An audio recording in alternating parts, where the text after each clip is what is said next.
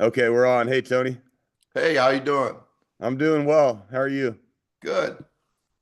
Awesome. Well, this was kind of a organic thing. It just kind of hit me one day where I was like, I'd love to share a conversation with Tony Holler. One thing led to the next, and here we are. Yeah, I think we were just on before we hit record that podcasts kind of fill a weird void in modern life where we do not talk to each other enough. People don't sit out on their front porch in the evening because it's hot indoors in the summer or something. They don't reach out. They don't sit around in the backyard and talk like they used to. And and so a podcast allows two people to talk for an hour where they otherwise don't talk to any humans for an hour in a normal month. Even like my wife and I don't know if we ever sit and talk about anything intensely like this for a full hour. So it allows us to do it, and then allows other people to listen in. It's kind of amazing, and I feel super fortunate for it. I mean, you're a guy who I have been listening to for the past, I'd say, 18 months. A lot of the things you say resonate with me, and in some ways, I think of you as an elder. So for me, it's like it's a chance to pick the brain of someone who's been doing this for a long time and been doing this well. And I'll share my story real quick. It's hopefully a quick one, but it's that I help people get faster.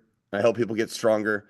I really do think now it's in that order. I think at one time in my strength coaching life, it was the other way around, and I had some success, but I think now I've learned and looked back on my own life and seeing that the biggest impact in sports and in life to me is being able to get faster. I played baseball and football at UC Davis. It's a college out here in California. And my sophomore year, I played at 230, and I thought I played pretty well. I was all conference, hit a lot of home runs. But I lived in the weight room, and my sole goal was eating burritos and lifting weights. And by the time I got to my senior year, I was 260 pounds. I think I was a cannonball of a human being. I'm 6'1", so you can imagine that 6'1", 260, solid muscle. But I think I got worse as a player, and I think it at the time I thought I was getting better, bigger, stronger. And looking back, I wish someone was telling me some of the things I hear you and Chris Corfist and Dan Fichter and Cal Dietz and all these guys, right? And Ken Clark. I wish someone was just telling me, just planting the seed, like, hey, why don't you consider this as an option? Because I just didn't have it. I was kind of left to my own devices, so to speak. And so here we are. I've been up here at this high school for 5 years. The first year I got here, our football team, we had five guys who ran sub 540.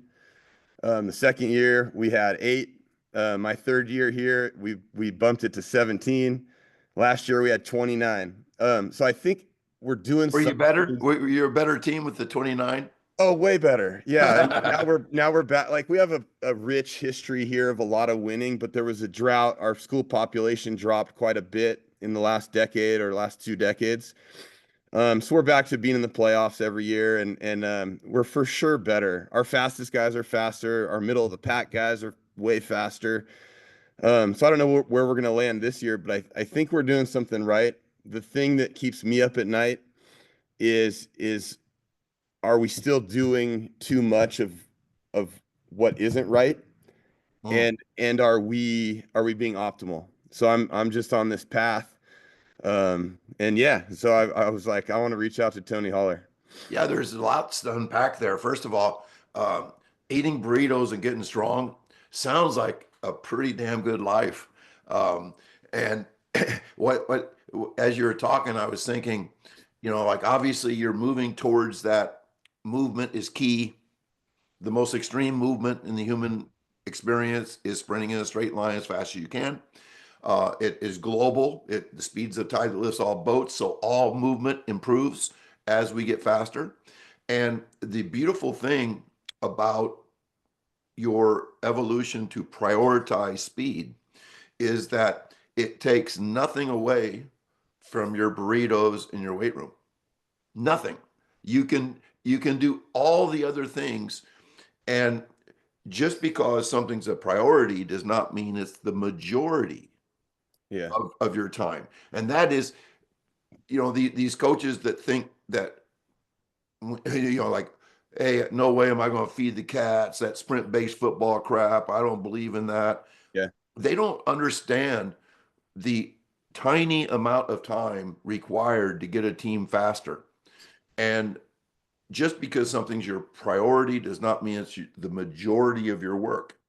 And prioritizing speed can be as simple as speed training twice a week in a state of freshness. And that's a priority then. And then, of course, you're measuring times, which, you're able to spout your data. Yep. And when you do that, I say when you time stuff, you learn stuff. Yep. Um, it starts to guide your practice volumes. Yeah. If you're speed training on Wednesday and your team is slow as hell, you look in the mirror and say, what can we adjust? Yeah. What have we done wrong? Instead of just getting mad at the kids for a lack of effort. Because Totally. when you time, kids always give you effort. Yeah. Well, it's real. And I've heard you talk about this before, and it's totally true here. We have guys, the time gets shouted, everyone hears it. We of course we record it, we publish it, like all that Yeah. stuff. And they get excited about that. They're looking at the list, but when the time gets shouted in the moment, you have guys going, hell yeah, like super excited, like pure joy. Or Yeah. you have guys that are uttering, F bombs and Yes. like, oh shit. And Yes. some guys are genuinely fired up, like they're pissed. I think every kid, for many, it's an F bomb or a double fist pump. Yeah. Yeah. But even for the less demonstrative kids, the kids that are a little quieter and less emotional, they will have a look of celebration or a look of disappointment. And I think we're teaching kids to win and lose. Yeah. Like that's life. Like Yeah. every day is not going to be a great day, but we fight through it. And the other thing that happens is that not only did the kid that ran that time react, I think the group quietly reacts too. They know that that kid just ran really fast, Oh, yeah. and it makes them more competitive themselves, or they get excited for that kid and for themselves.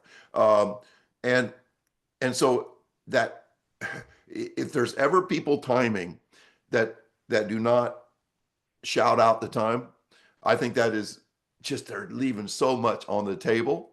And then, as you said, that when you record, rank, and publish, it might be just posting the times on a bulletin board. That's what Yep. I used to do. I used to tape it to our weight Yeah. room wall, and Yep. or it could be Twitter. I have 38,000 followers, and when my guys know that a lot of people might see their times, so they don't forget their spikes. They don't show Yeah. up uh, without a readiness to perform. And man, if we can get kids to perform in practice, I think performing in games gets better. I think you're right. I think you're totally right. Yeah, we post them in the strength room and we have them in the locker room. And we have a guy right now who's super fired up. He's been texting me almost every day. He's kind of moved his way up. We have our like real fast guys who have been fast. They're chipping away at hitting breakthroughs and they're training. They're not getting slower for sure. Yeah. And then we have a guy he's kind of really made a breakthrough into this upper echelon of like our top four guys. And he's been bugging me lately. He's like, and he'll say things like, that time's wrong for the guy who's number one. That way, and like he's like, I raced the number two guy last week and I beat him. Like, when are we timing 40s again? And so you get that type of excitement too. I think is just amazing. Yeah. And you mentioned, like, speed grows like a tree. Yeah. So you have to be patient. What a great lesson for athletes, right? No, what a great lesson for humans that we do not get rewarded every damn time we do something. Yeah. Sometimes the reward is delayed. I mean, in everything we do. I mean, you do things right as a coach, and you may have 3 straight losing seasons. Your success, your uh, the great things that happen may be in your future and not right now. And I have to talk people off the ledge sometimes, like, Coach, I'm not getting faster. What's Yeah. wrong with me? And you tell them, you say, well, first of all, did you get enough sleep last night? Yeah. And the kid will say, did my mom call you? I mean, that's all. I'm like, you can say not enough sleep, and the kid knows that you know something. And, Yeah. and we know that the lack of sleep dampens the nervous system and makes us slower. So, what a great lesson that sleep might be the most important thing for an athlete, the most important thing for somebody who goes to work every day, the most important thing for a spouse to be, the best version of themselves every damn Yeah. day. And Yeah. and and so we're teaching them that, but we're also teaching something else.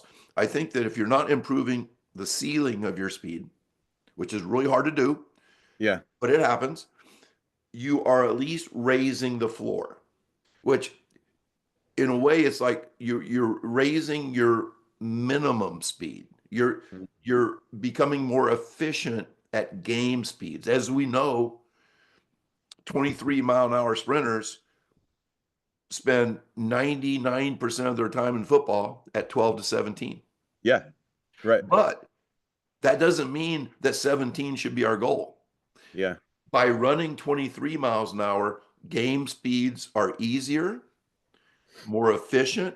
They don't make us tired. So all those things are really important so that when your floor of speed is 20 miles an hour, that means game speeds are easy.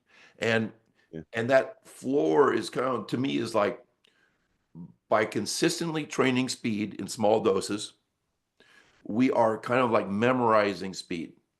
Our brain literally feels comfortable at high speeds. And if you always practice in third gear, if you're always practicing at 12 miles an hour, you're you don't understand speed and you'll Yeah. We're get just hurt. practicing being slow I at that point, Isn't right? that the truth?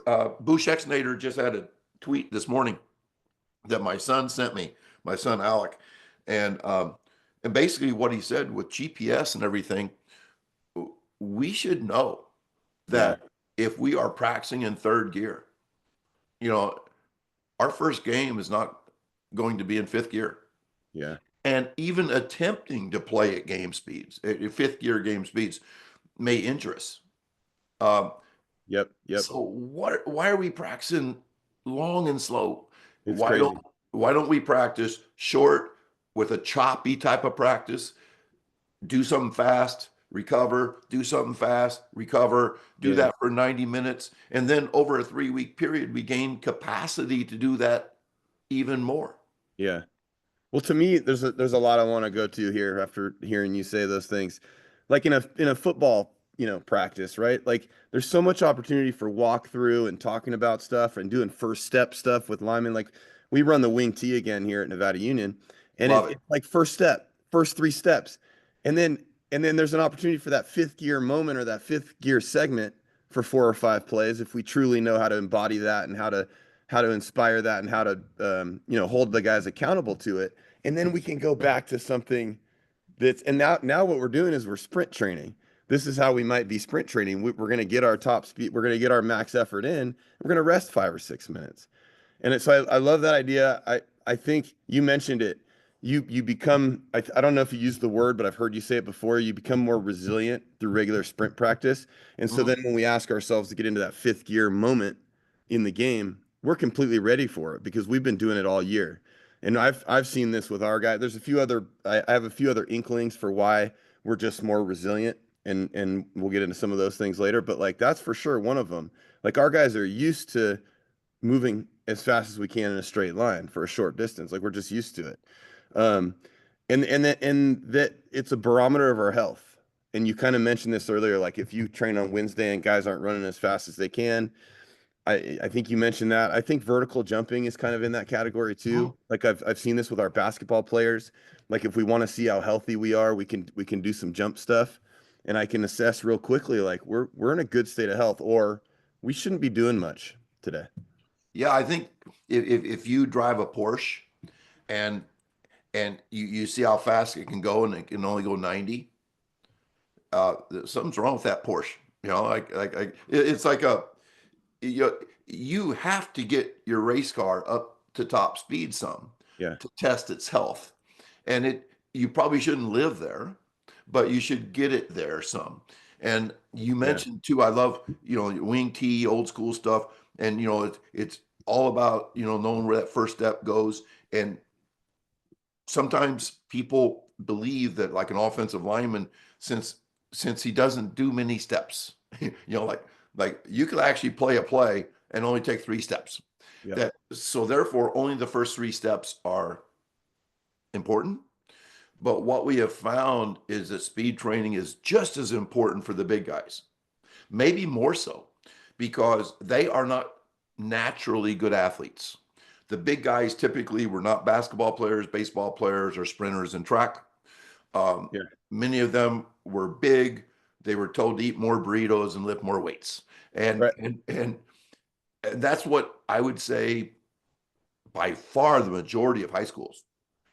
They do no speed training with their bigs. They lift hard, they eat a lot, and then they condition them. They're really hard on their big guys to get in shape. Yeah. Um, but when they sprint, they become more athletic. When they Yeah. sprint, they jump higher.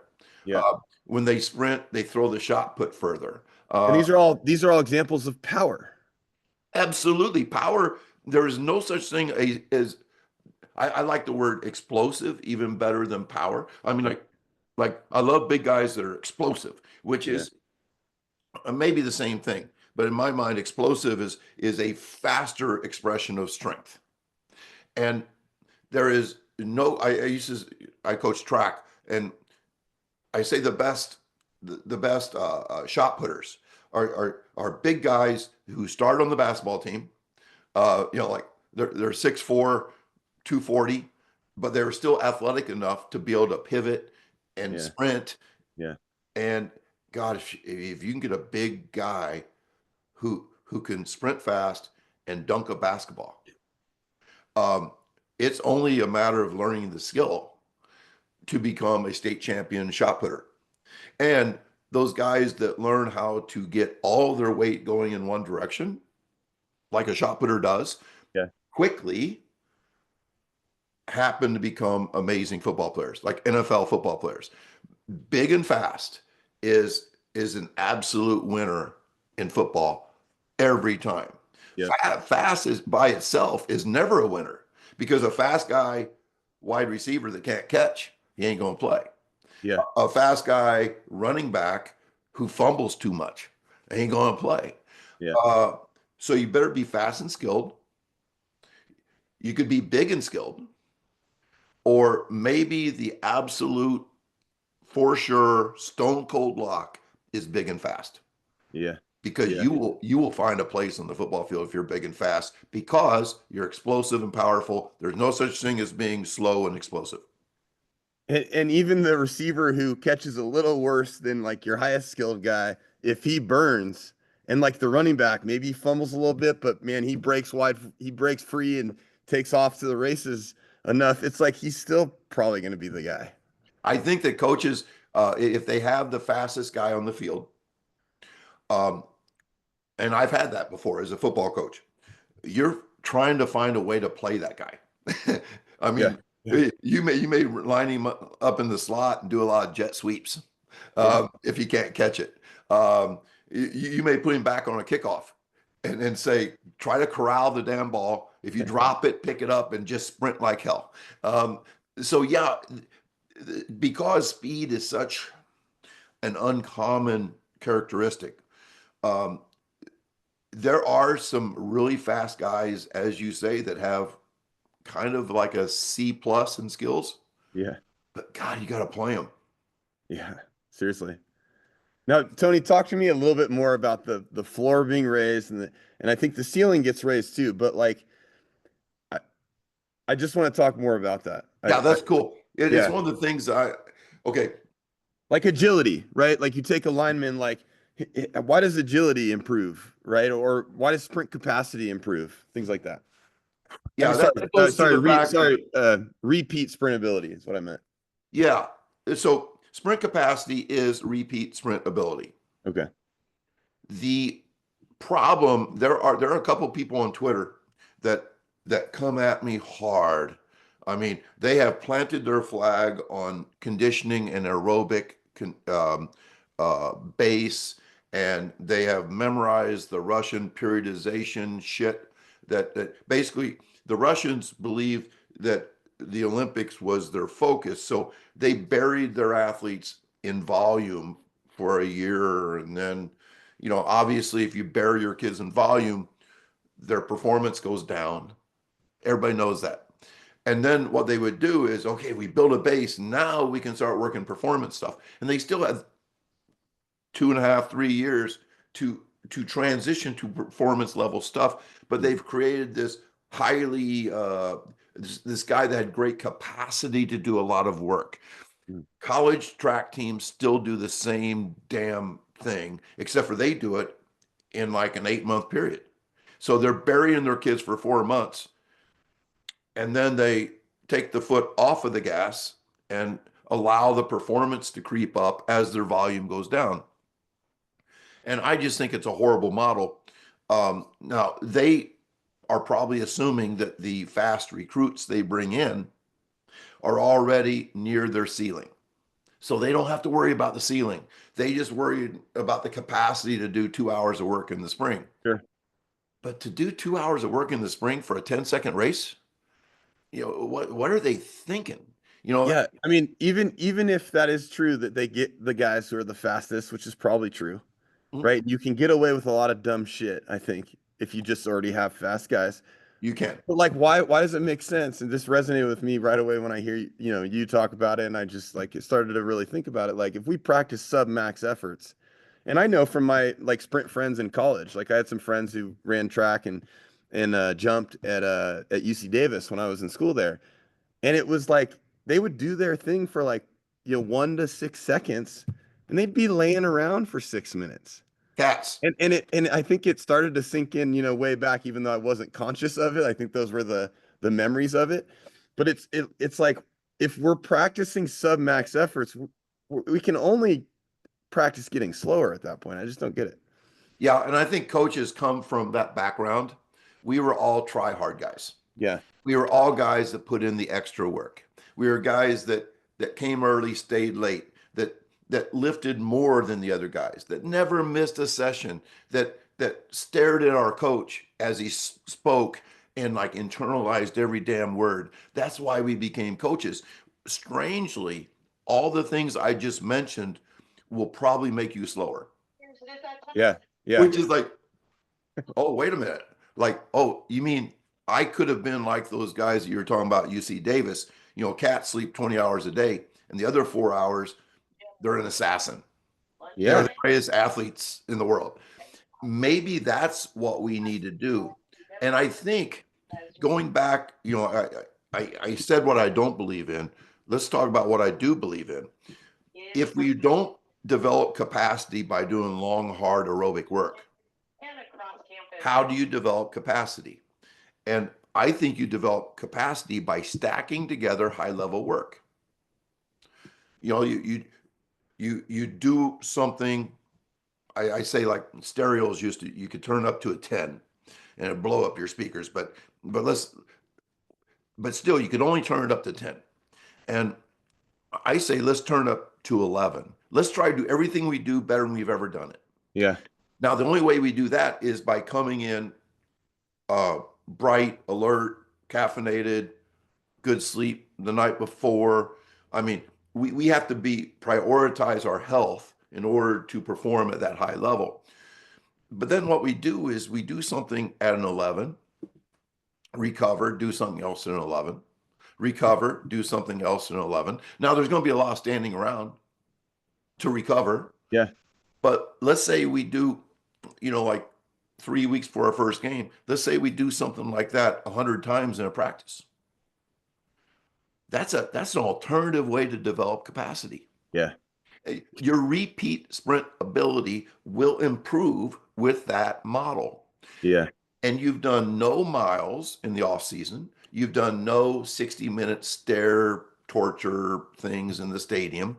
Um, you've done none of the traditional aerobic type crap that this group of people that come after me just really believe in. You mentioned Cal Dietz. This is an interesting thing.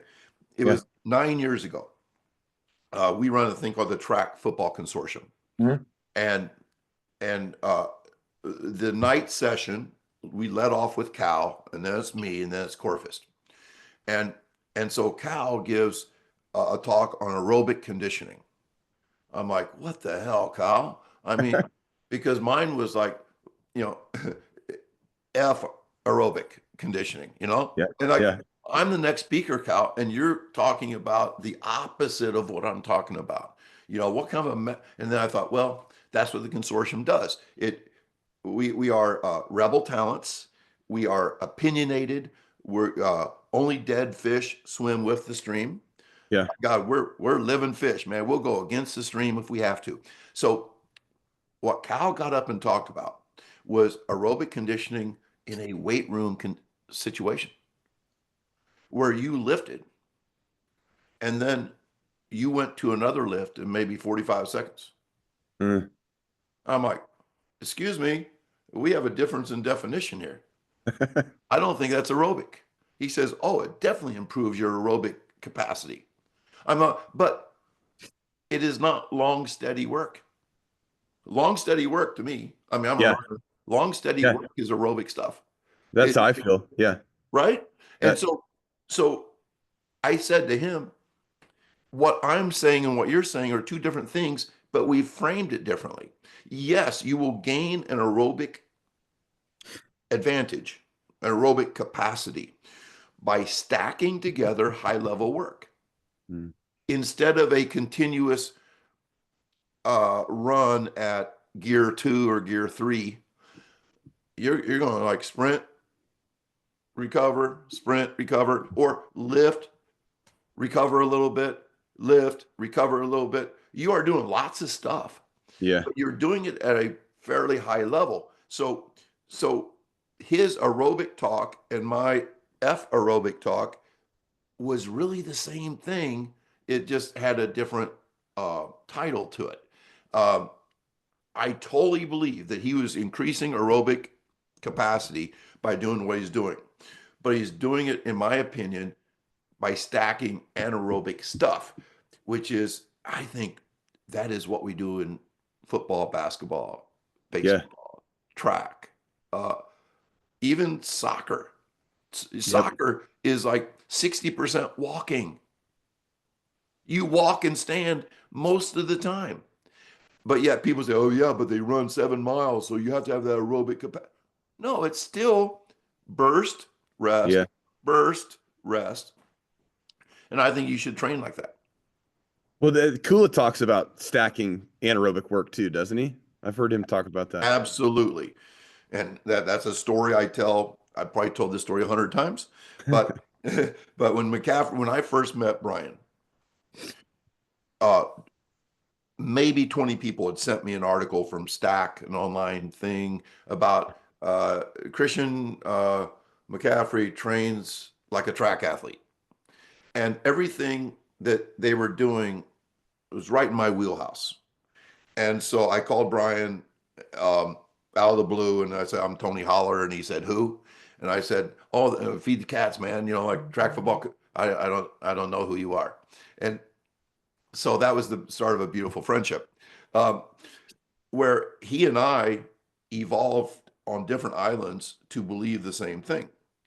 And so we're talking about McCaffrey training in like segments of 5 seconds at a very high level, maybe for 60 to 90 minutes, 4 days a week. And he develops a very high level capacity to do high level work, which is kind of like football. And and he does not do traditional long steady state jogging or running or tempo work and blah blah blah. Um, so I asked Brian, I said, did Christian ever have to do one of those conditioning tests that would test aerobic fitness? And at the time Christian was with the Panthers. He said, well, yeah, just last year they had him run 16 110s with like 1 minute rest. And I said, was there hell to pay? Did he like pass out or something? He goes, no, he won it. He won it. And I know it's just one story, it's anecdotal. My Sure. guys that come after me will say, yeah, but science doesn't back that up. That's not science. That is just cherry picking one elite athlete. We cannot base our training on the Christian McCaffreys of the world, blah, blah, blah. And I think we can. I think that story speaks volumes. I would rather have a fast, explosive, athletic dude um, that might even get a little tired in the fourth quarter because you're still fast and athletic and He's strong. still the fastest. They've talked about that all the time on broadcasts. Like he's the fastest guy in the fourth quarter. He is. He Yeah. is. In the fourth quarter, it's okay to be tired in the fourth quarter. There's nothing we can do in the if Christian carried the ball 30 times, he doesn't carry it 30. Of course, he hardly carried it all last year, but that's a whole different story. Yeah. Yeah. When he carried the ball, had 25 touches in a game. Um, if you asked him as he comes off the field, you gassed? He goes, "Yep, I'm tired," but he's still fast.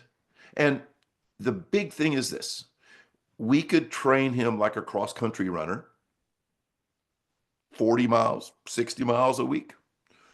We could build his aerobic engine into the biggest aerobic engine he could possibly have. But that would still not make him fresh the 25th time he touched the ball. In matter of fact, it would probably make him slower. I Yeah. know it absolutely would for all 25 touches, which is not what we want. And less resilient. And less resilient Essentially. too. And Yeah. gosh, that resilient thing. I have a podcast now called the Sprint Based Football Podcast. Okay. We have 8 eps.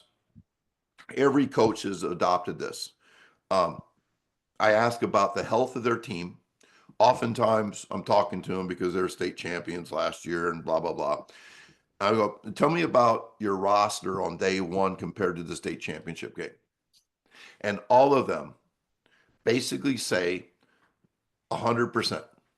Or they'll tell me the one story about the kid that had a non-contact injury or something like that. There is a magic to sprinting that we do not understand. I think it has to do with the fast frequency, contract, relax that you can't get in a weight room. Mhm. Weight rooms are big, long contractions and big, long relaxations. When you sprint, your body has to learn how to fire and unfire Mhm. fast. It's extreme. If your body is not used to that, we break down. If your body has memorized that CNS driven stuff, we don't break down. And then you throw one other thing into that mix that helps. A couple things. So speed creates durable athletes, but also to train speed, you have to low dose it. You have to micro dose it. So we have fresher athletes. I believe that tired athletes sprain more ankles. I believe that tired athletes have more concussions.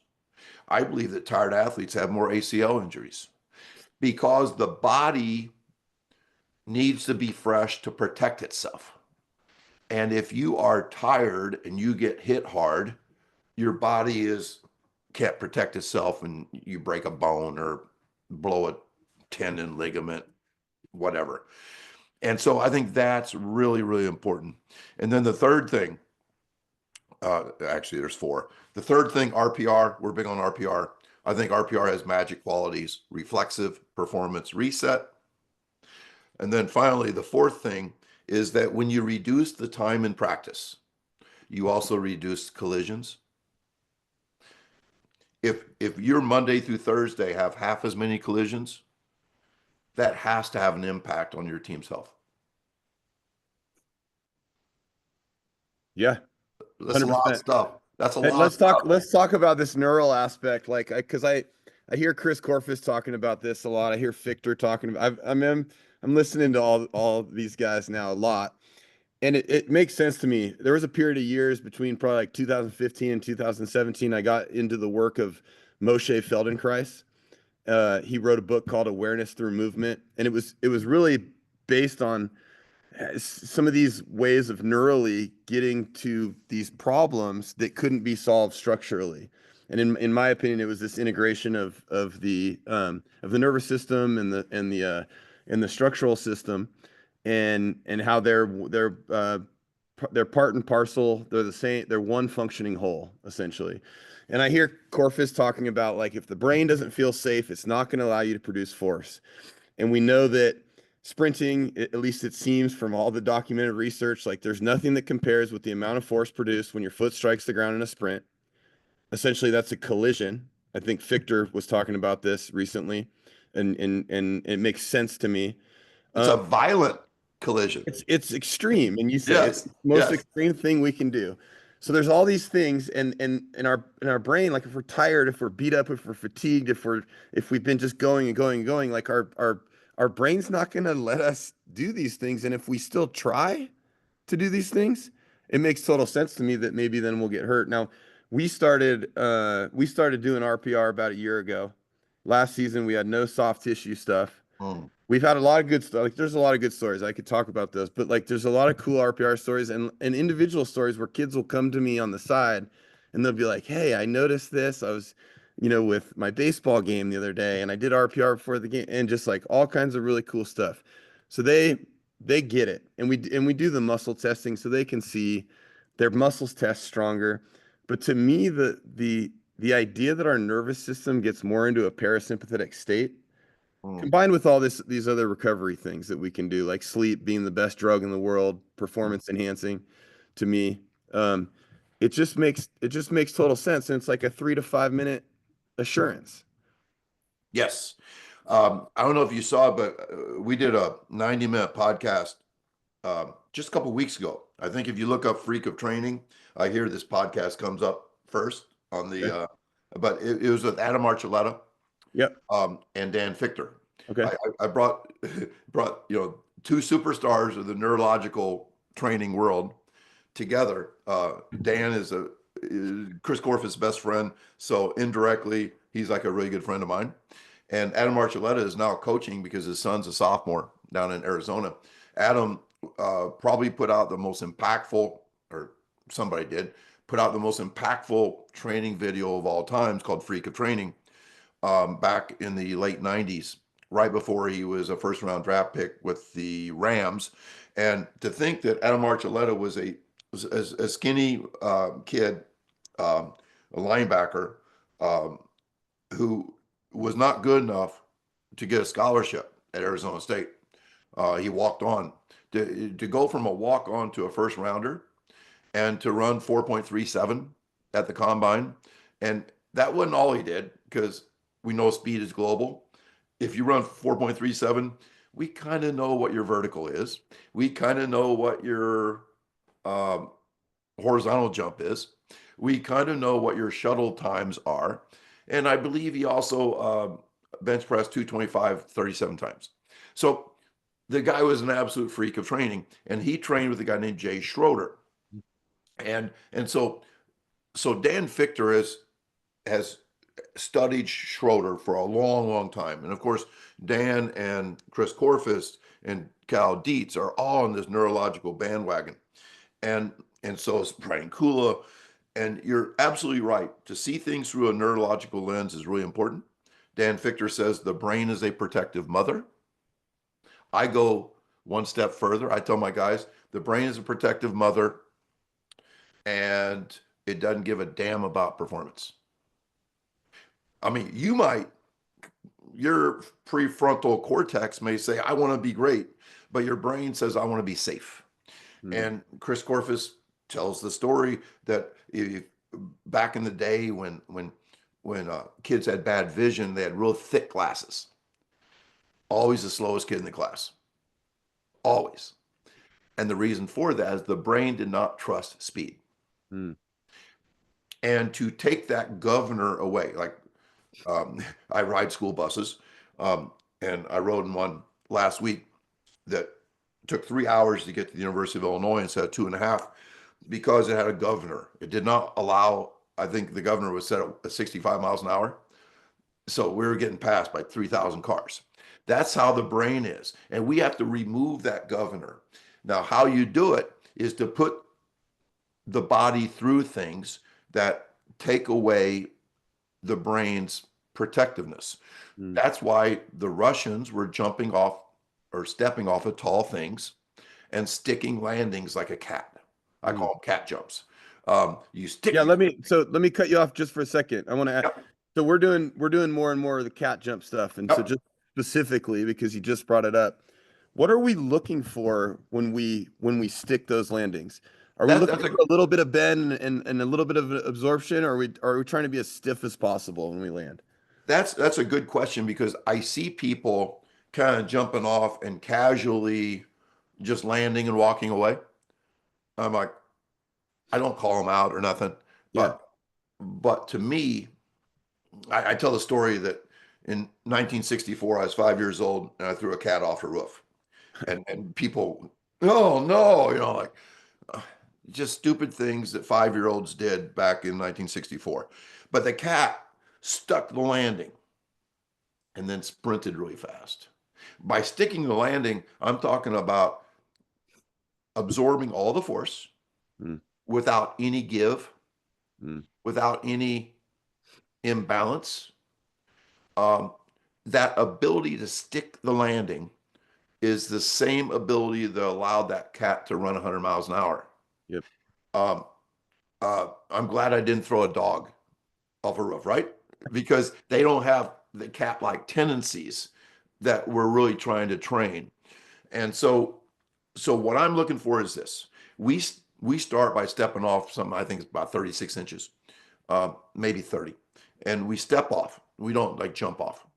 And we learn how to land full-footed. We If you land on your toes, you're not going to have good balance. I just retweeted a thing from Lee Taft today. Coaches, stop telling your basketball players to play on their toes. It's not a balanced thing.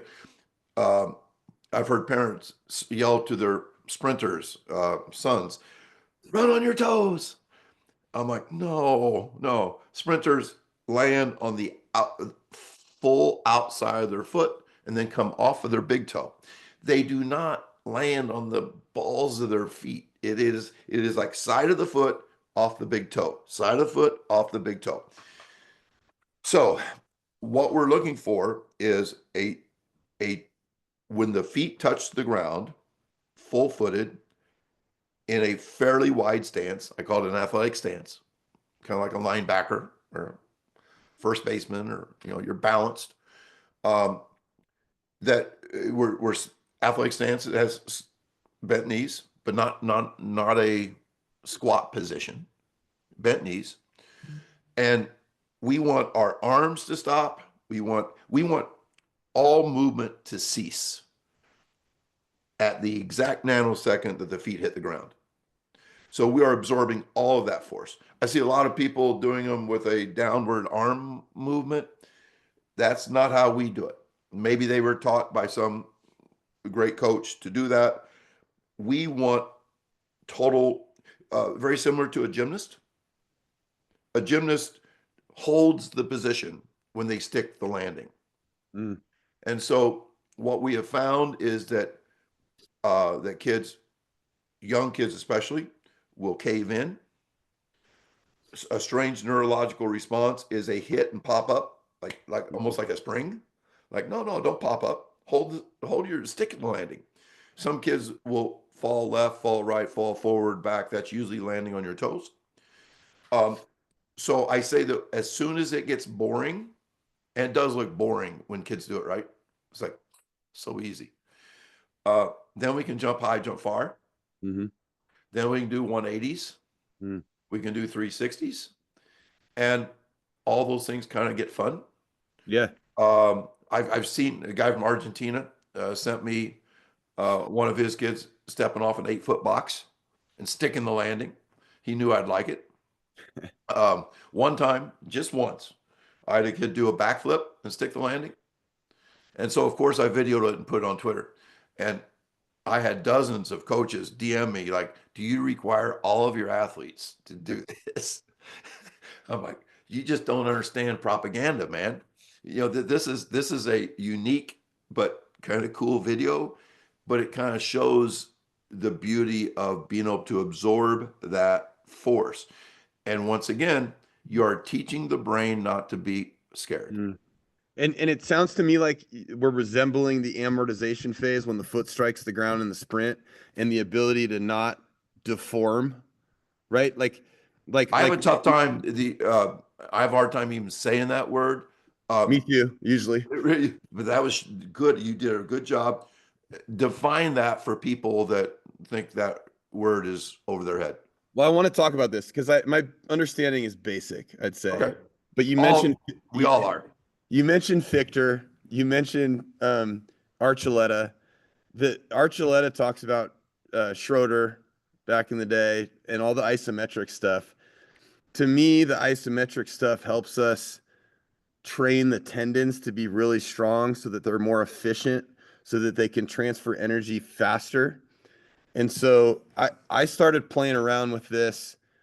I was reading Cal Dietz's original version of triphasic, and he talks about, training the eccentric and training the isometric and training the concentric at different blocks. Well, anyway, I played around with this, and my guinea pigs were our basketball guys, actually. And I found that with our basketball guys, we got through the eccentric phase. We got into the second week of an isometric block, and we had like 17, I think it was 17 out of 22 guys, and this was varsity guys and some of the JV guys. They PR'd in a 40. And it was remarkable. It was one day it was a ridiculous percentage. And it was the second week of the isometric block. So I started really thinking more about what's going on there with the isometric stuff. And so my understanding of amortization is that it's that transition from, like, let's say you're doing a depth jump, or let's say your foot strikes the ground in a sprint. When your foot strikes the ground, that's eccentric. When it begins to strike the ground, the transition between the give and then the propulsion is the amortization. Yes, that's that was how. If that was that asked to me on a test, I would have described it the same way. That that really a depth jump is just training one part of those three, right? Hmm. Would you say a depth jump is eccentric? Yeah, I'd say for the most part, it's kind of like a cat jump in that you're training the ability to absorb. Yep. Oh, so Yeah. so a lot of times instead of using the A word, I say that that as we sprint, we absorb, transition, and produce, which which I think kind of goes along with your definition. Yeah. Another way to say that is that is that I define plyometrics, which is like the obviously really important. I describe plyometrics, and I say this often: land and jump at the same time. Using the A word um, to kids probably doesn't connect. Makes no sense. And that makes no sense at all. That's Yeah. just like, oh God, is this a science test or what? But I think that when we talk about landing and jumping at the same time, we cover all three of those. We absorb, we transition, and we generate Yeah. in a very short, like nanosecond window. I think reactivity makes a lot of sense to a lot of these guys. I think all those things, and of course, as coaches, we constantly strive for better ways to connect with kids. Like you may know a hell of a lot, but you use the A word with them and it doesn't connect. If I say land and jump at the same time, the least cognitive kid I have kind of is like, oh, okay, I'm supposed to get off the ground quick. Yeah, that's what we're doing. Now, getting back to your isometric stuff, and I'm pretty new to isometrics, maybe 5, 6 years. And the beautiful thing about isometric is that there's no cost. There's no next day cost. There's no next day soreness. Yeah. There's also no next day soreness with concentric. It's only that eccentric that tears you up. but eccentric is really highly rated uh, for your ability to stop, to change directions, and it's also really big in bodybuilding. Mm, The more eccentric stuff you do, the more it tears up your muscles, right. which leads to, if you're eating enough and all that kind of stuff and shooting up with steroids, all that stuff will lead to bulkier, bigger bodybuilders' muscles. So I think eccentric in weightlifting gets a lot of attention. But personally, as a performance coach, I really love the two things that does not cause next day soreness because freshness, um, being the best version of ourselves every day allows us to perform in practice. So if we're beat up from squatting on Monday and we still can't run at top speed on Thursday, I really don't like squatting. And a lot of squatters, that's what happens to them. They squat early in the week and they can't sprint fast for 4 days. And so concentric, I think you're right, building tendons. I think it, um, I see this shaky, I call it jackhammer type thing. And those are co-contractions, Okay. which to me I would describe as twitchy. And so when I say there's twitchy co-contractions going on, uh, that makes sense to me. So Uh, is this like in a long hold isometric? You yeah, start to get the jackhammer leg thing yep, going, and yep. you'd say that's kind of like an example of the on off happening. That's what I see. Yeah, Yes. yeah.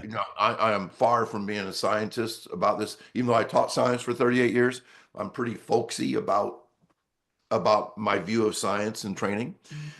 So yes, when you're doing an extreme iso lunge, which Adam Archuleta and Jay Schroeder made famous 30 years ago, um, what I see is that co-contractions is twitchy. It's there's like a jackhammer effect on that front leg. You can't control it. Uh, I see really cool things happening. Now, they used to try to hold that for 5 minutes with Adam. Uh, don't try that. It's really hard. We go for about a minute, but we also do a lot of spring ankle stuff where Yeah, I was gonna ask you about spring we, ankle. we get it way up on our toes, almost like a ballerina thing. We used to do it in shoes, but it's like, no, we're going to do this, at least in socks, because I think we can really force the foot to work harder if we're without shoes. I think shoes, So yeah, the spring, so when you say get up on your toes, you're really saying, I just want to clarify this for anyone yep, who might. So like you're hinging through the ball, the big toe, really, right? To get up as high as you can. Is that yes. the idea? The if you can imagine, I don't know if people are watching video or not, but if you imagine this being your foot and it's usually flat on the ground, Yeah. so we want to make the foot like get in line with the shin. You like the top of the foot to get in line with the shin vertically. So obviously the Mm. toes have to bend quite a bit. Okay.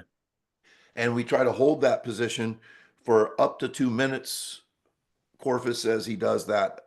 I think my guys would burst into flames if we did it for that long. But I think it's good regardless. And one of the things that Chris taught me just like within the last year, as you know, when you go down this rabbit hole, uh, you'll learn more in a year than you've learned in your whole life. That's how I feel in the last couple of years. Oh, it's exciting. It doesn't make you feel bad that you were such a worthless coach 40 years ago, but you're just excited about learning new stuff. So like Well, and I Corfus, kind of feel like it's a reminder that I really don't know anything too. who Like at this point. every genius in the history of the world has said that's the first step to being a genius is to say, the more I've learned, the more I've learned that I don't know much. Like you're just and you get excited about learning new things. So what Chris Corfus told me was um, yeah, we do not want to be at 90 degree, perpendicular to the floor. We With the want shin. With the shin? no with the body. We want to have a 10% Oh, lean forward with the body in those spring ankle things. And I thought, of course, I always ask Chris why, because he won't tell unless, I'm really good at digging stuff out of Chris, um, because it takes a lot for me to understand stuff. Um, but he says that when we run, we are not we are not perfectly perpendicular to the ground. That we have a very slight forward lean. And it makes sense because we're trying to hit the ground vertically with good leg velocity, which propels us, keeps us going in a horizontal way. It's interesting. I just read this 6 months ago, and I've never thought of it.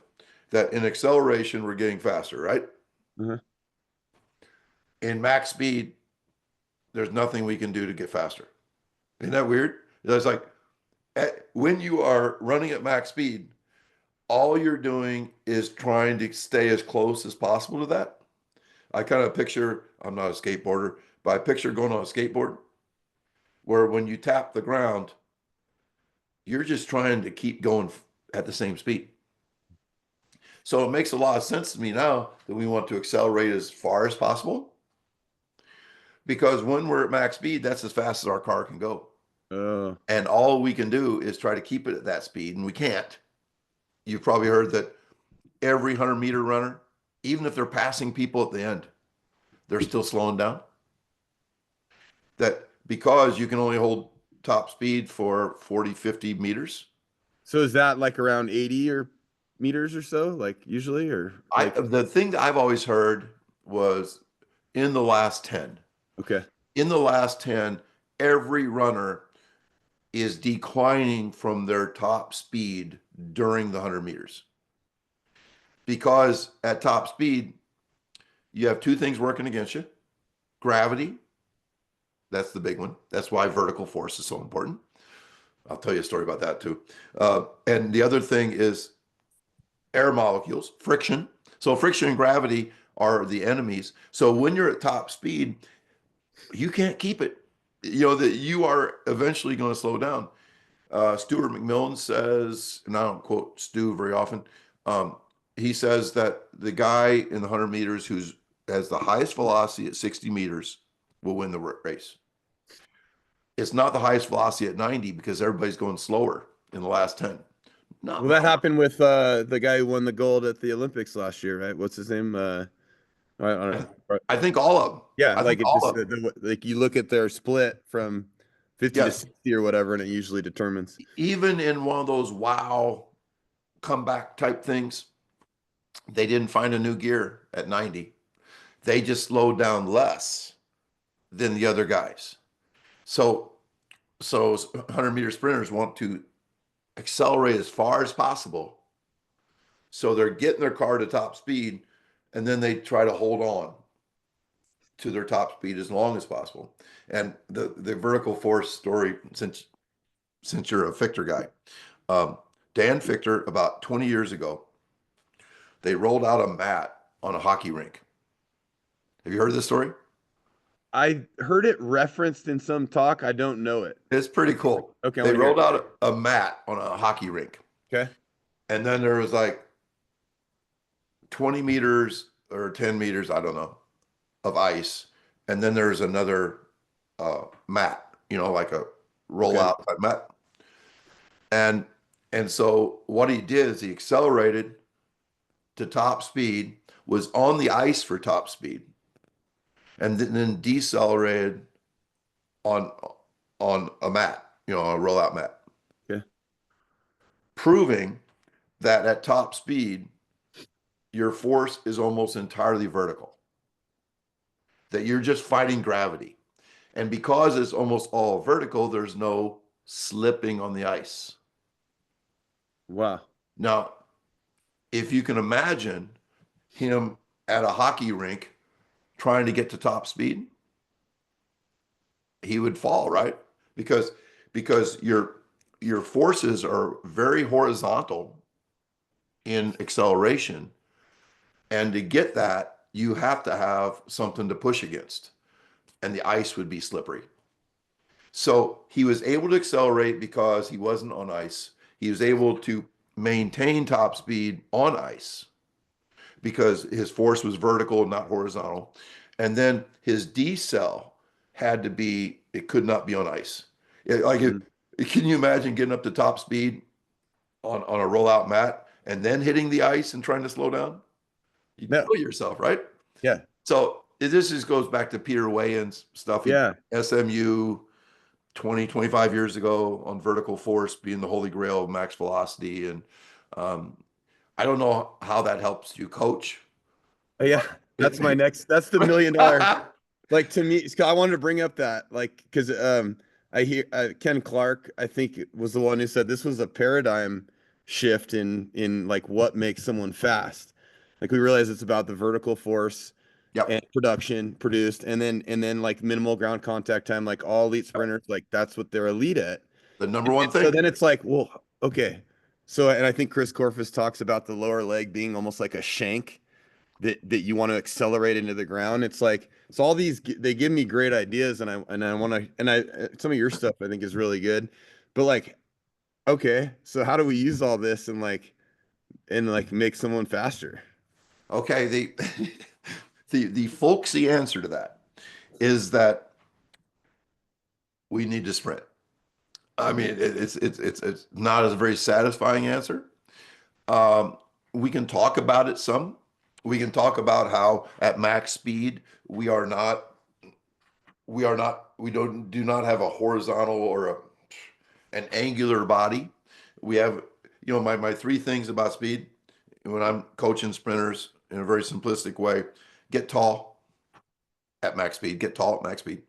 Um, Hands past the hips, Mm, which means our hands are going north and south, not east and west, but our hands past our hips. And that's talking about full range of motion in the shoulders. That as the hand goes as far back as possible, the elbow goes really high and the shoulder gets stretched, mm, which allows for a stretch reflex. yep. So, I talk about arms, and then I talk about, and if you need to compare this to like a distance runner. The distance runners are T-Rex, arms in front, hands in front. My distance runners have to learn how to get full range of motion when they run the 4x4, because running cross country, a 3 mile run, the hands are in front of the body the whole damn time. So that's the habit they're in. So they have to learn how to use full arms. And then the other thing is a big difference with sprinting and distance running too, and that is that the that we have to get big in the front. Mm, Big in the front just means the knees up and the foot's out in front of the body. It's yep. out in front of the body, not extended past the knee, or if it is past the knee, maybe an inch or two, but it's not trailing behind. It's like below the knee. So you have this Carl Lewis look where our knees up and our foot's up high, because to hit with vertical force, we have to come from high. Mm, A hammer that taps a nail from 1 inch away does not put much force into the nail. But if we pick that hammer up 12 inches, now we can hit the nail with a lot of force. So sprinting is really like getting your foot off the ground. yeah. Distance runners just shuffle their legs. Their feet may only be 3 or 4 inches off the ground. Sprinters have to load their hammer. They have to get big in the front.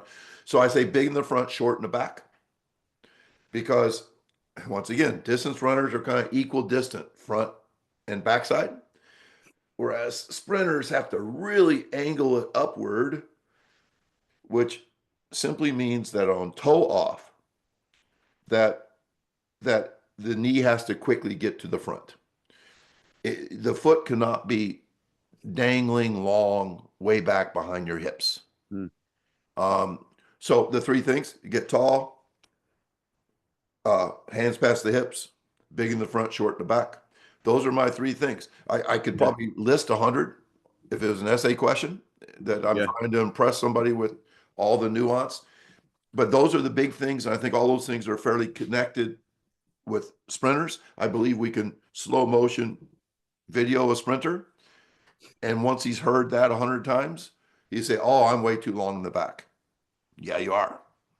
Or or man, my hands are not passing my hips, or I'm leaning forward, I'm not tall.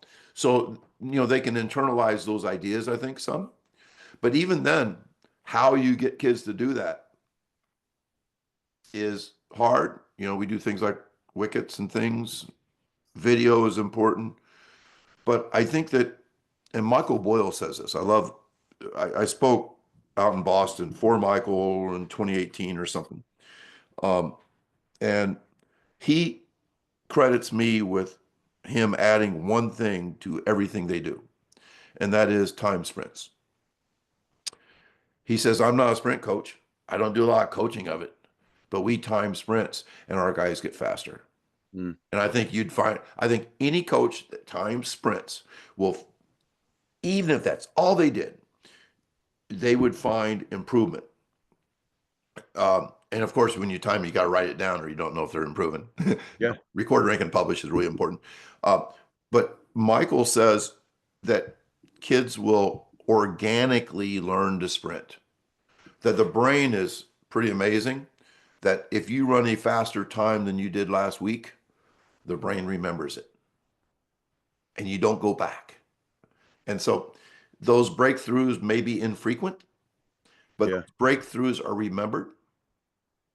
I've had discus guys, beautiful event in track, you know, kind of stuck at 150 for like Mhm. good discus guy, but he's throwing 140, 150 every. The guy, I remember the story like it was yesterday. Kid comes over and goes, guess what I threw? I go, what, 155? He goes, no, 175. I'm like, holy shit. No way. You know, I hug him and all that stuff. Guess Yeah. what? He never went back to 150 ever. That brain remembered it and continued to build. It's kind of like, okay, you're just on a different level now.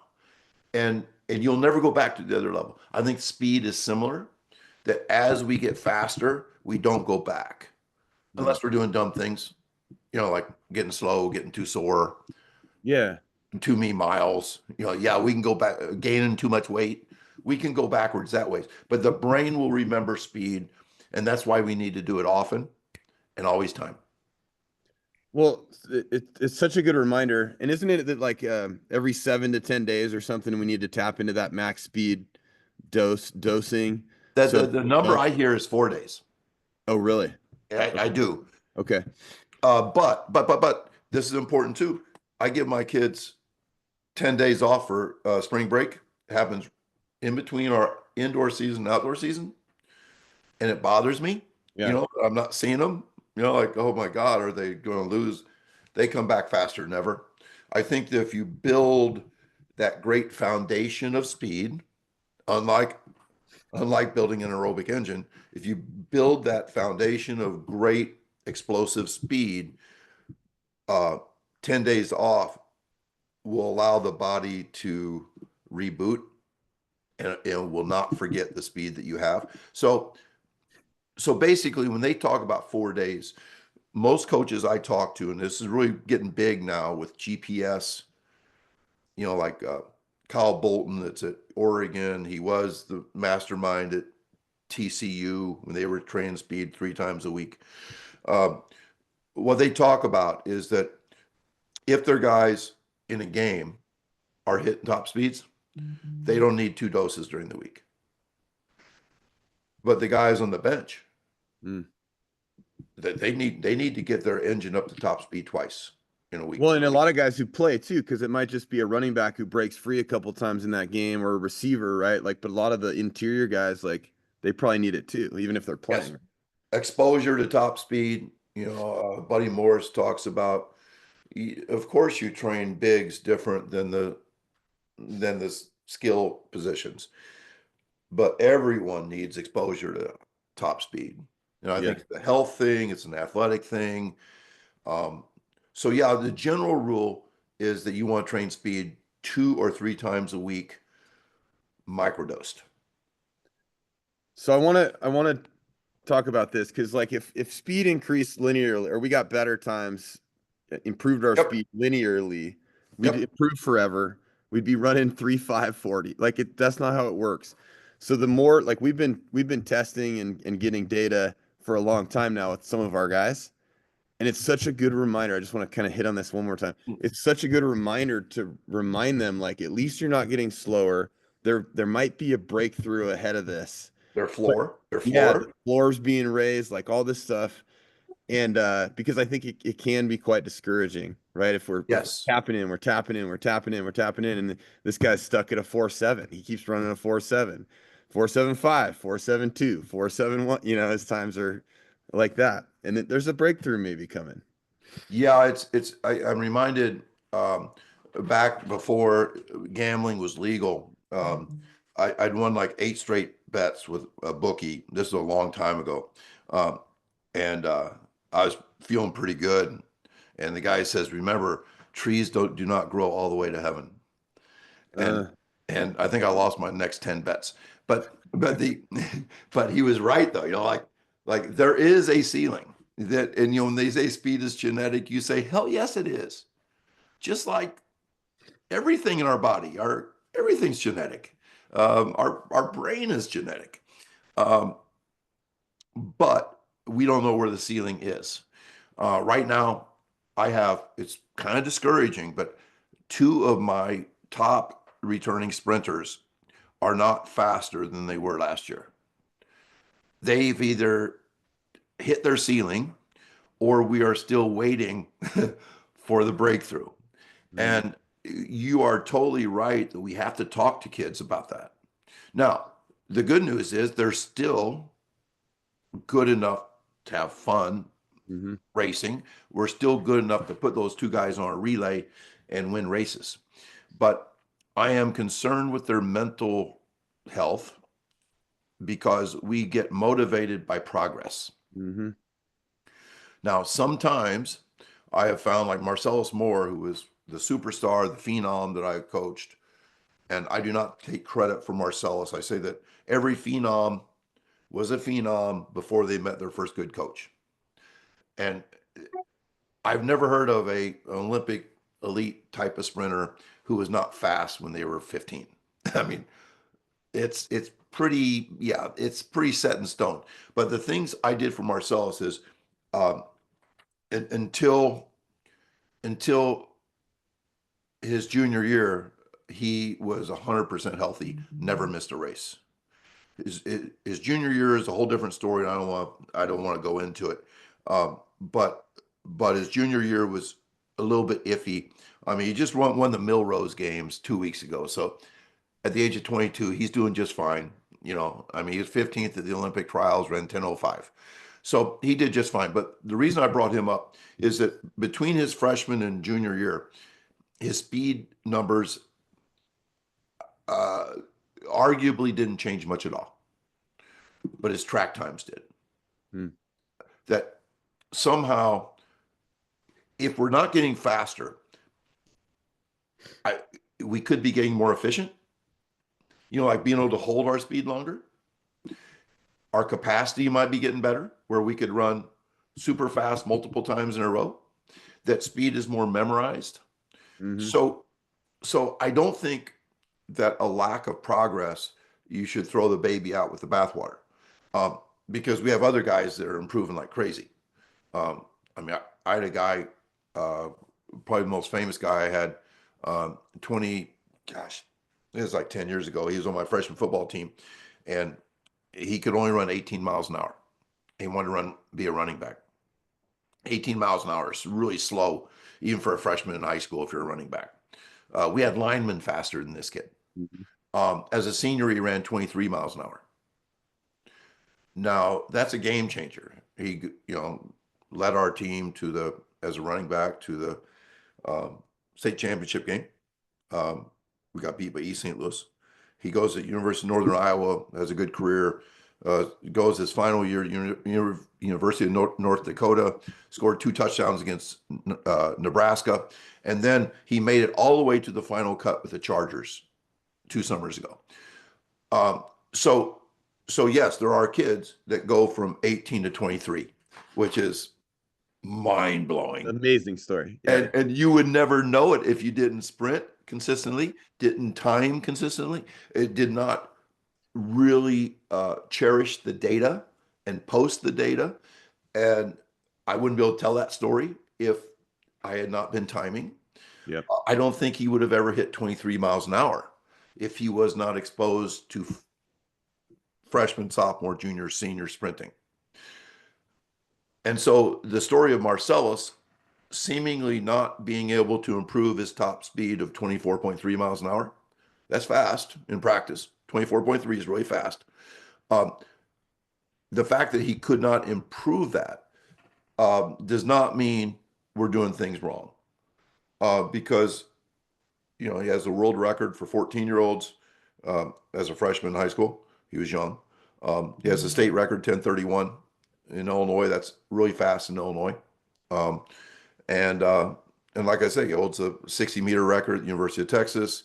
He won the Millrose games, fifth in the nationals, um, against a great field. So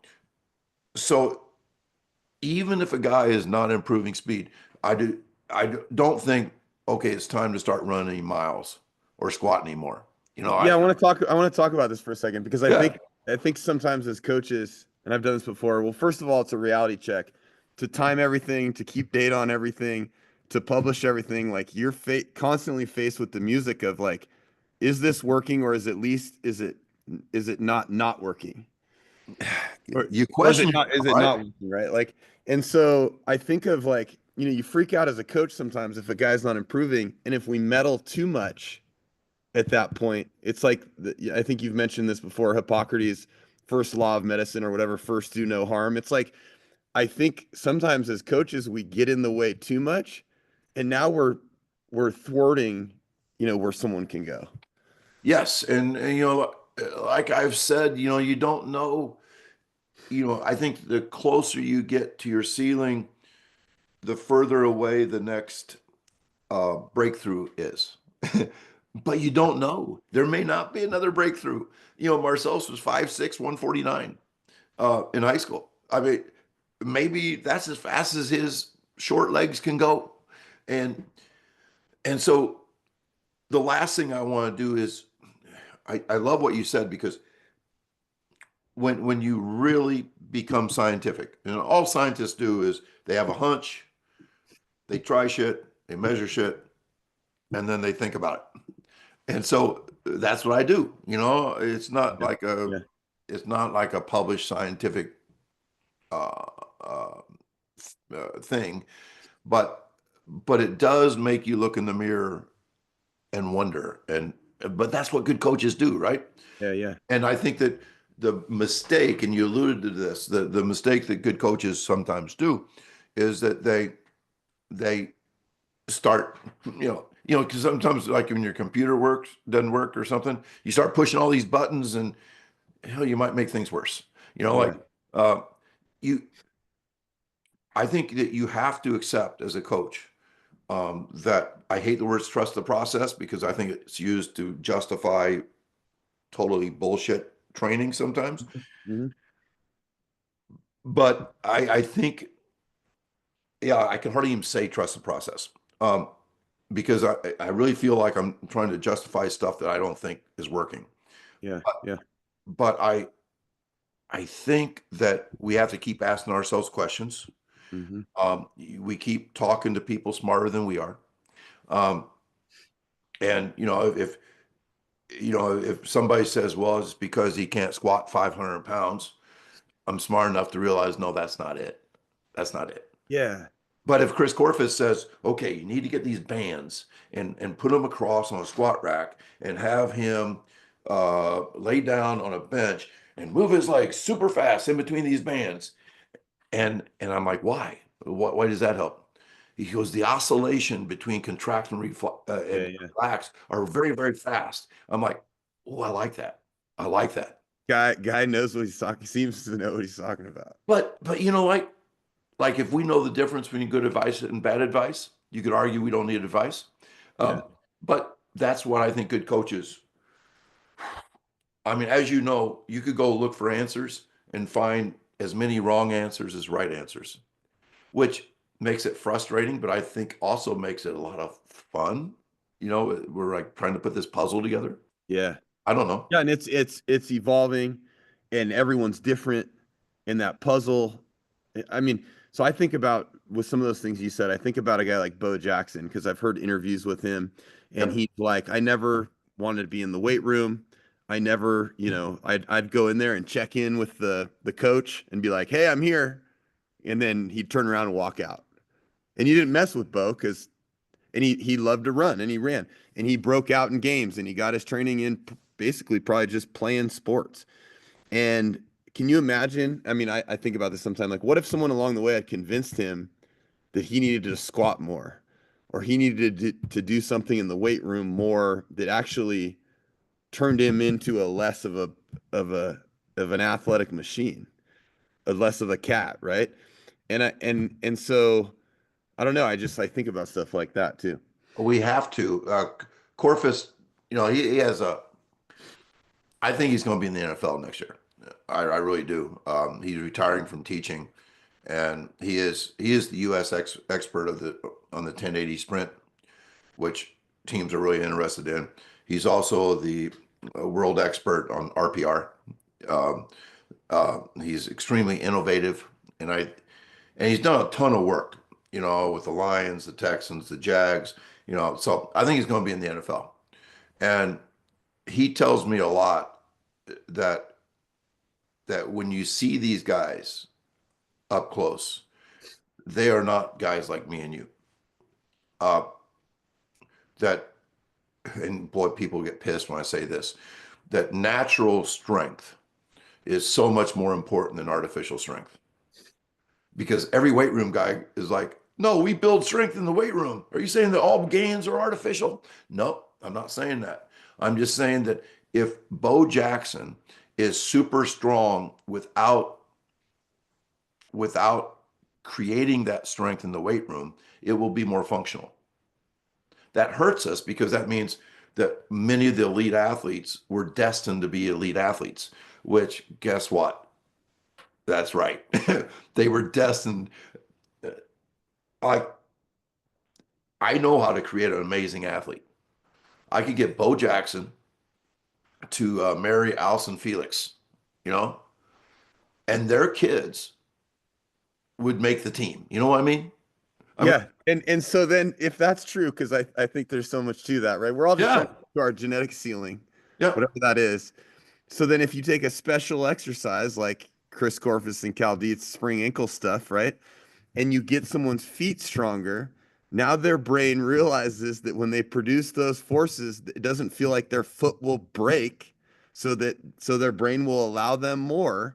Now little things like that make a big difference, and these guys are getting closer to that ceiling. But at least we're not saying chase infinite strength with a back squat, with a bar on yes, your back, which we never play with on the field, in that context. Like we don't put a bar on our back and play. right.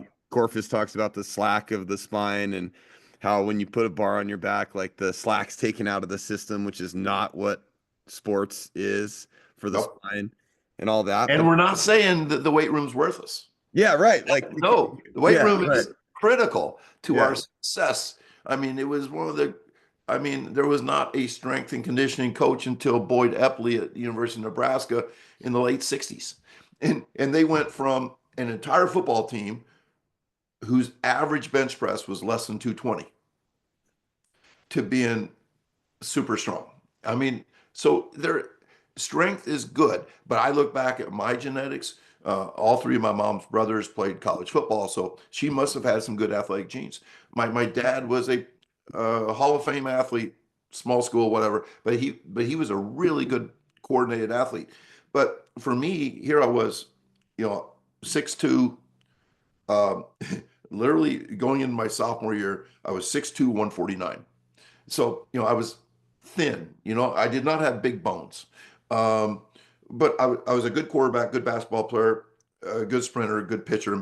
I mean, I had pretty good athletic genes. But just think of it this way. Could a strength coach have made me into Bo Jackson? There's no way. Because artificially created bodybuilding does not will never compete against natural strength and natural frame. Like my bones were not meant to carry 230 pounds of muscle. They just weren't. That's just not who I was. And Yeah. so I think that weight room people sometimes don't understand weight room. You know what they say all the time is speed is genetic. It's not changeable. But yet they believe the weight room is their church. No, strength is also genetic. We can improve strength, we can improve speed. Yeah. Yeah. But Yeah. we all have that ceiling too. And yet if someone I hear these things you're saying and I'm like, well, if Tony Holler went back 45 years to I don't know exactly how old you are, but if you went back to your, you know, 14, 50 15, years. 16, 17-year-old 50 self, years ago. Yes. and you told that guy some of these things, yes, you maybe wouldn't have gone to the NFL, but you would have been better for sure. Oh, I get chills thinking about the ability to go back to when I'm 16, um, because I'm 66 now, and you know what 6'2" skinny quarterbacks, basketball players don't want to do? They don't want to lift. They don't want they get laughed at by the guys with alligator arms, Hmm. that can bench press 220 pounds, and here you're struggling with 115. But I needed to be in the weight room every damn day. And that's a great point you brought up, because that's exactly the way we should be. We should be the same way with slow kids as we are with skinny kids. The weight room will help a skinny kid more than anything in the world. Now, you're Well, not up here too, right? you're Like, not going to be a middle linebacker in the NFL if you're a thin-boned, long, rangy, long-armed kid. Um, but the strength gains that you get are going to be huge. In the same way, if you take a slow kid, uh, generic slow kid, um, you could say, well, you're never going to make the Olympic sprint. So, I mean, so you might as well forget about speed. That kid needs speed more than anything in the world. So, so I think it's important that you brought that up, because I think a lot of people hear what I say and think I'm anti-weight room. mm, And it's when I look at my own growth as an athlete, um, that's what was missing. mm, I worked on skill work every damn day. But looking back, the only track stuff I ever did were like 10 200s, yeah, 8 300s. They just ran me to death. I was allergic to the weight room because I was embarrassed.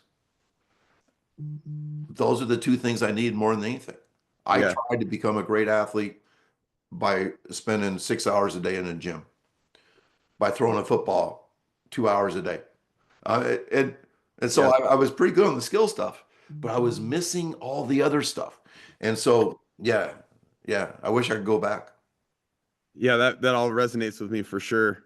And so that being said, like if someone is the complete opposite end of that, where all they do is weight room, right? Like I squat, power clean, I bench, and they think that's gonna make the kid better. Like, and I think you kind of touched on it, and I've heard this said before. Like the ultimate plyometric is like we could do all the plyometrics in the world, but still nothing compares with sprinting as far as forces produced and ground contact time being minimal. Um, if we're not sprinting, what are we like? How are they missing the boat if all they do is power clean, bench, and squat? What are we losing here? Real Yeah, quick. and I And I think know we've I think talked it all goes about that. back. Those weight room people, no matter how hard they worked on speed, they got slower Yeah, because they overdid it and they did the wrong things. And so they have this anti-speed bias. And the same thing they accuse me of, that I'm an anti-weight room bias. But I think that I think, the bottom of my pyramid is rest, recovery, sleep, nutrition, hydration, to give you a chance to get to the next level, which is athleticism, sprint, lift, bounce, sprint, lift, jump, bounce, and the next level, skill development. And so what did I do? I started skill development. I missed the foundation of being an athlete. And I was a coach's kid. All I did was skill development. If your base is lifting, I think you're missing a bunch of the base too. Like you're missing the rest, recovery, sleep thing. You're missing the sprint, jump, bounce thing. So you've got to become an athlete before you become good at a sport or as you become good. And boy, looking back, you made me really think back. Um, I just skipped everything and just went to skills. As I think we all become enamored with, like the sport is fun, like we're shooting the basketball. All we want to do is just play all day. Yeah. And there's something to that as well. But like if you're a parent of a 7 to 12-year-old and you want to encourage this growth of their athleticism, what are you adding to that? I mean, what are you saying? What are you encouraging? Because of course they want to play. And the big thing there, if a kid's 7 to 12, you cannot engineer a great athlete. Yeah, What you have to do is let them shoot the ball, keep it fun, take them to big games, let them fall in love with it, let them get a fire in their gut, and then when they come to you and say, "What else can I do?" You put a pull-up bar in your garage. love it. You know, you Or you lay out a course in the front yard and measure their triple broad jump or something like that, right? my grandsons are they've just they go out and shoot the ball a lot, but they also get you know how we always like measured kids, against a doorway or something, Yep. you know. Yeah. Well, my son and his wife, they definitely do that, but they also write down the times of their sprints, and that gamifies sprinting. They race a lot and they time a lot. And that is not like hard nosed, like forcing your kids to become a good athlete. No, it's keeping it fun. Yeah. It's all of those things. And like if somebody going back to me as a kid, if my dad would have said, um, do you think you do 10 push-ups every day? I would have said, yeah. He said, well, let's keep track. You're Yeah. gamifying stuff. And I probably would have been doing 50 by the time I'm in high school, And all of a sudden, I'm not as embarrassed in the weight room. But I think it's too many parents these days start kids on a scholarship chase when they're 4 and they take the fun away from it. If it's not fun, they ain't never going to be any good. Seriously. The dominant part of the conversation is did you win or did you lose? You know, that kind of stuff. Oh, It's playing like, like man, an 8-year-old basketball, who cares? Like, what are we yeah, putting talking a about? putting an 8-year-old in a Major League Baseball uniform and staying at a Hampton Inn, in Indiana or something, you know, um, and they get to swing like 15 times in 2 days. Like that's not it. You play. God, you. That's one thing my dad did. He was a coach and Okay. he took me to games. He took me to games, and like big games, Yeah. and because he loved it. And I developed the fire that I still have because he did that thing really well. You just got jacked about it all. You just loved it. How could you not? Yeah, seriously. How could you not? I remember my dad taking me to see Doug Collins play at Illinois State University. Doug Collins was a skinny white kid that went number one in the NBA draft. A skinny white kid from Illinois State University that went number one in the NBA draft, was the Olympic hero in the game the Russians stole from us, and later became, Michael Jordan's coach for a couple of, Yep. anyway. Yep. So, but Doug Collins, um, my dad told me to go down, make my way down to the floor and watch him warm up. And somehow I made it all the way to the floor. Here I was, like 11 years old, all by myself, just watching Doug Collins warm up. I remember he wore like a leather bracelet, and I kept score, and he had 39 that night, and the crowd went nuts. How could you not want to be number 20 in high school when you saw that guy wearing number 20 at Illinois State? But I think that parents put their kids on these hard training regiments and like trainers and all that stuff, and they forget that it starts with a fire in the gut, and then playing, and then let the kid come to you and say, "What else can I do?" It's such a good reminder.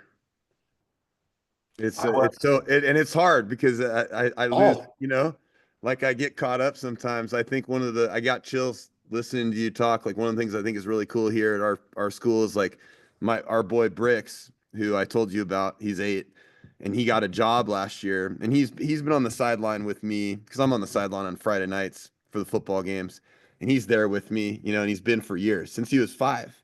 And so last year he got the job of running out and grabbing the tee and sprinting back. And so that was really fun. He'd sprint out, grab the tee after the kickoff and sprint back. And some of his favorite players are these high school guys who are like his idols. my youngest son, I think is in the Ball Boy Hall of Fame.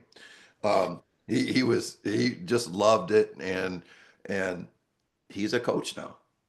I love it. That fire never left him. That's so cool. Yep. That's so cool. Tony, we could probably talk for a while longer, even. Well, let's talk again someday. I love it. I, I, I, I hope somebody gets to hear this because this is like one of the most. I've probably been on 100 podcasts, and this really brought up a lot of things that have never been brought up. So I've enjoyed it. I feel really grateful to hear that. Yeah. If someone is it's been really fun. Like I told you, I was super jacked when I emailed you and you're like, yeah, I never turned down, I'm gonna do it. I'm like, all right, because I told my boy, like I told you, like, hey, like, what do you think if I talk to Tony Holler? He's like, how are you gonna do that? You don't even know Tony. And No, so no. And being a retired teacher, I have the flexibility in my schedule. I couldn't have done this when I was teaching 5 chemistry classes and coaching. Um, but yeah, I can still get my work done today. I have practice at 2:30, and then I'm training a kid from another town at like 3:30, and then I got some work to do. We're hosting a meet Saturday, but I can get all that stuff done because I don't have anything else to do. I love it. Hey, if someone wants to, you're on Twitter. What's your Twitter deal? At PN Track, um, it's weird. I I have 4 kids. 2 of my sons are coaches, and the one that's not is my main guy, Troy, who is my media manager. I do all my own Twitter, but he does all my YouTube. He's built my my Instagram following up to 68,000 people. Um, I mean, I get like Saquon Barkley reached out to me 13 months ago because of my Instagram stuff. Um, and I think I'm on TikTok and Threads. And so I'm pretty easy to find, Coach Tony Holler, and all my courses are on CoachTube. That's CoachTube has been so good to me. Um, yeah, so I have like 16 courses on CoachTube. So all those things. And Is yeah, is that is that stuff on CoachTube? Is that Track Football Consortium? Is that TFC content? no, this is Also? this is Feed the Cat stuff. Okay. And it's consortium stuff's on there too. But the Feed the Cat stuff is football and track, mainly track, speed training, athletic training, but there's also some football stuff, and that's really morphed into this sprint-based football idea, which I think I said earlier that I have 8 episodes of that sprint-based football podcast that's out there now. It's pretty easy to find. So, so yeah, people say I'm a master marketer, branding expert, and it was never meant to be. I just Yeah, yeah, seriously. Well, you're out there and I can vouch for that. You're pretty easy to find awesome content, and you've led me down the rabbit hole, like you said, to all these other guys too. And it's kind of just been an amazing ride. Um, and it's not going to stop. Once you no. go, the rabbit hole is all the way to infinity, and it keeps us young and enthusiastic and all that kind of stuff. And you mentioned sprint-based football. I'm daydreaming when I have time on like in a detailed way. So maybe more on this later, because like what does that look like down to some real practical details, and also like sprint-based basketball. Because I told you I work with the basketball guys and I'm involved with a lot of different sports. I've heard you do some stuff with lacrosse, like sprint-based There's a lacrosse. couple of sprint-based wrestling programs. Oh, that's another thing at some point I want Like to what? ask you because I think they have like this idea, like that's really archaic, like wrestling and MMA and those types of conditioning and I think they're missing the boat, a lot of them. So yeah, maybe more on all that later for sure. Yeah, we'll have a sequel to Okay. this Okay. someday, and we'll talk again. I've really enjoyed it. I love it. Me too. Thanks a Thank you, lot, man. Tony. Yeah. Have a great day. You too.